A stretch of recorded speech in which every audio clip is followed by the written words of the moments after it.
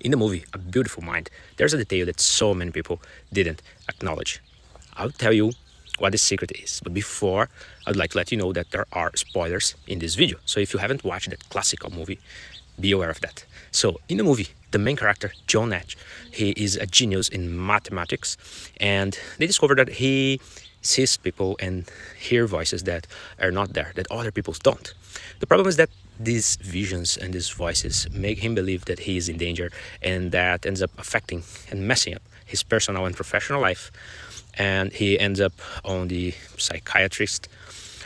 So after a while, when he finally starts to believe that those are visions and those people and situations that they are describing for him, they're not real, he decides to develop by himself a way to identify what is real and what isn't, so he would not be affected anymore by those histories that those visions were telling him. The most interesting fact is the following. As time passes, he realizes that the best way to not be affected by that is not giving attention to it. In the beginning, he tries to fight those visions, those voices. He tries to discuss with them and tell them, you're not real. This is what you're telling me is not real. And that doesn't work.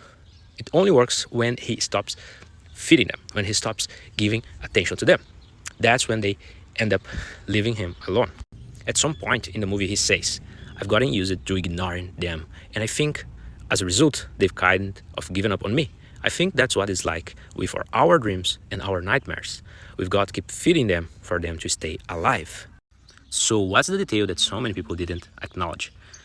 In our lives, it works the same way. Not for visions and voices, but for the biggest fears and the widest dreams.